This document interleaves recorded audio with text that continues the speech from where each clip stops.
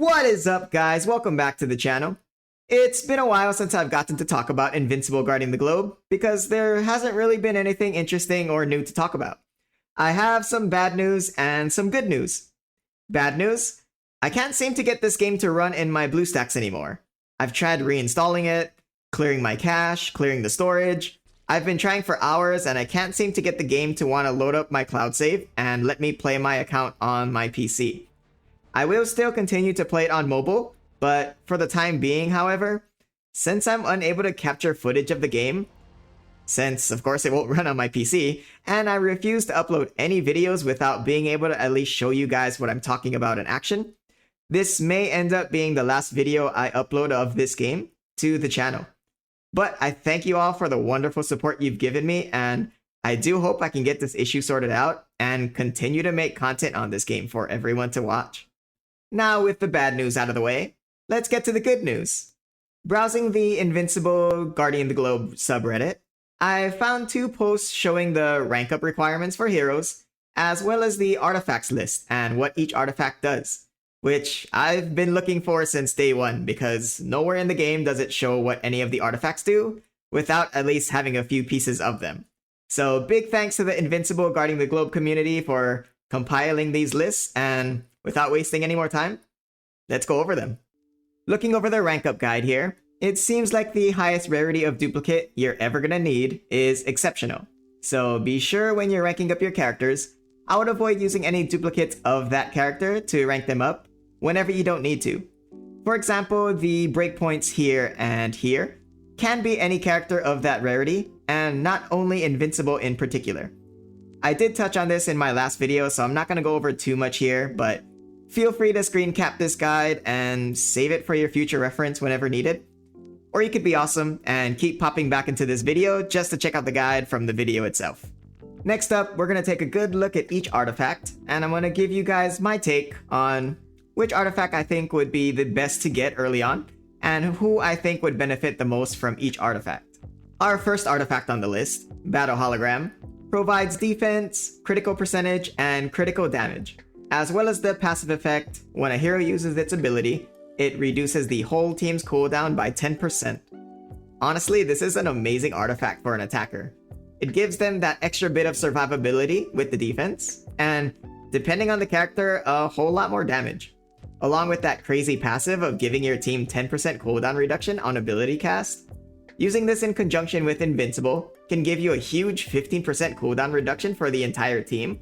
Or if you want to make the best use of the stats provided, I would stick this on an attacker like Shrinking Ray or Bulletproof, as their kits are based off of critical hits, and this would complement those kits beautifully.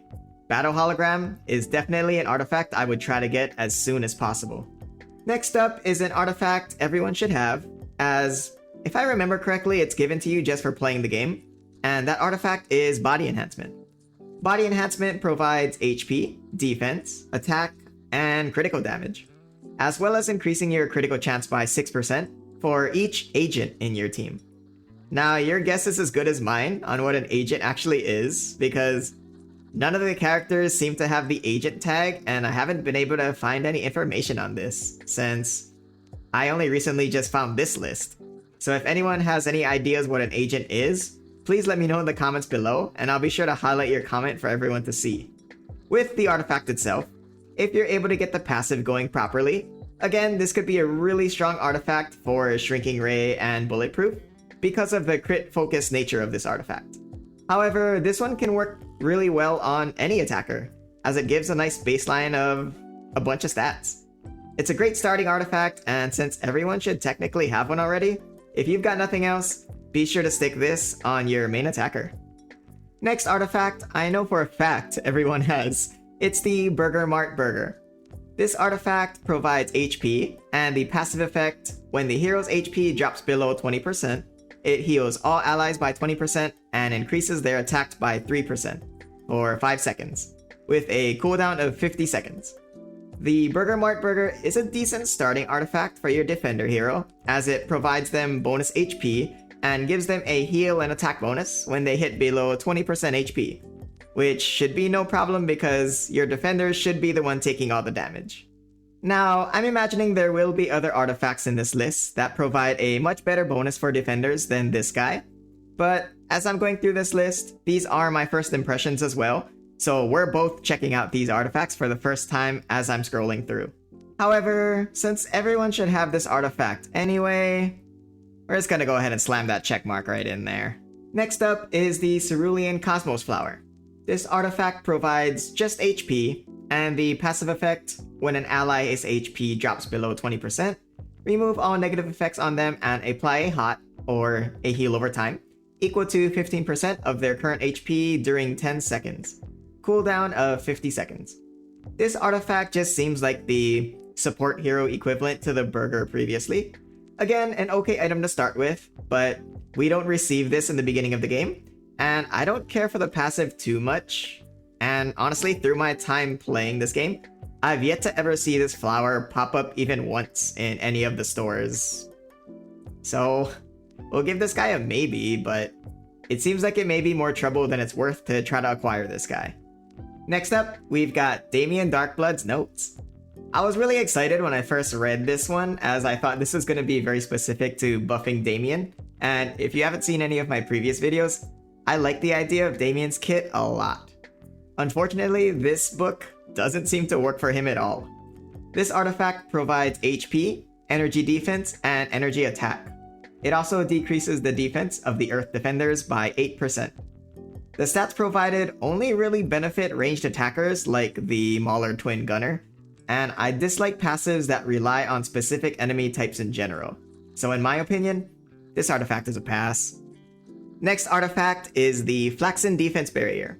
This guy provides defense and energy defense, as well as all ranged heroes present in your team receive a defense bonus equal to 9% of the wielder's defense. Now this artifact seems made for Alan, as his passive already buffs the energy defense and energy damage of your team by 20%. And Alan does more damage the more defense he has, so you'll already be stacking as much defense on him as possible. Not too much more to say about this one. If you have an energy-based team with Alan as your defender, definitely worth grabbing. Otherwise, you can just go ahead and stick with that burger artifact. We had the Flaxen Defense Barrier. Now we've got the Flaxen Spray Gun. This artifact provides attack, energy attack, and crit damage. The passive also decreases the refill speed of the cooldown of all human enemies by 6%. Now if I'm understanding that correctly, that basically means the human enemies' cooldowns are increased by 6%, making their abilities take longer to be ready to cast. The stats on this artifact are all over the place, and I hate the passive, so just stay away from this guy. There's much better options for your attackers. Next artifact is the GDA Cloaking Device. This artifact provides attack and crit percentage, with the passive being the hero using this artifact becomes invisible for 3 seconds, and their critical damage is increased by 25% for the duration. This cloaking device is triggered every 22 seconds. Now I'm sure you guys can figure out by now that this would be great on crit-based characters like Shrinking Ray and Bulletproof. But would this be better than the other artifacts that we recommended on them previously? Unfortunately, I'm unable to see the actual numbers the artifacts provide for you, but based off of the passives alone, if your team consists of ability-heavy characters and you want them casting as much as possible, I would stick with the Battle Hologram. But if you just want your attacker to be as carry-heavy as possible and you're using selfish characters like Shrinking Ray or Bulletproof, I would use this artifact over the Hologram as, along with the increased critical damage, the cloaking can help them lose aggro from enemies and keep them in the fight longer. Next up, the GDA Spy Drone.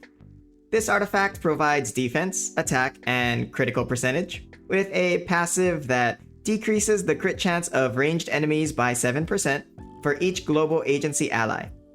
Now I'm going to assume that a global agency ally is any of the GDA faction characters.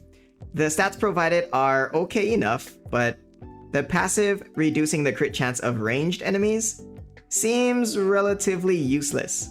The only crit-oriented characters I can think of are Bulletproof and Ray, and they're both melee characters, so this artifact wouldn't work on them. The only situation I can see this artifact being decent would be if they ever release some type of arena PvP mode, and you end up going up against a team that maybe stuck the body enhancement artifact on a ranged attacker and made them crit oriented. But honestly, skip. We're at the home stretch, guys, with our final 3 artifacts. Next one will be the Guardians of the Globe Bracelet. This guy provides defense, energy defense, and I'm going to assume REC is recovery, which I'm guessing will allow the wearer to receive increased healing whenever he gets healed. The passive of this artifact is when a hero uses it, it increases the defense by 3%. This is applied for each Guardian of the Globe present in the team. The description for some of these guys are just terrible. But my assumptions are whatever hero is wearing this bracelet receives a 3% increase for each Guardian of the Globe hero present in your team. This artifact would be best used on defenders like Monster Girl and the Immortal, I would say, as they're both Guardians of the Globe and would apply the passive to themselves. It could also be used on defenders like Alan, as he benefits from increased defense, but I would honestly just stick with the Burger artifact over this guy. Decent artifact, but you don't need to go take it out alone to go out and get one. Next up is the Medkit. This artifact provides HP and defense, with a passive that increases the wearer's healing effects by 7%. Obviously a great artifact for any of your healer supports, like Robot. Nothing really more to say than that, so yeah. If you're running Robot, get this artifact. Final artifact on our list is the Neuralink Chip. This artifact provides HP, defense, attack, energy attack, and physical attack. Sheesh. I'm surprised it doesn't also do your taxes. The passive is when a hero uses it, it gives all heroes present in the team a bonus equal to 3% of the wielder's stats if the wielder is facing themselves. That ending really threw a curveball there, huh? If you know you'll be going up against yourself in battle, this artifact is legendary, but its uses are very niche, and I'd prefer having an artifact that always works. And for that reason, it's out. Thank you so much for watching, guys. I hope this video was informative, and as always, stay awesome, and I'll see you in the next video. Later.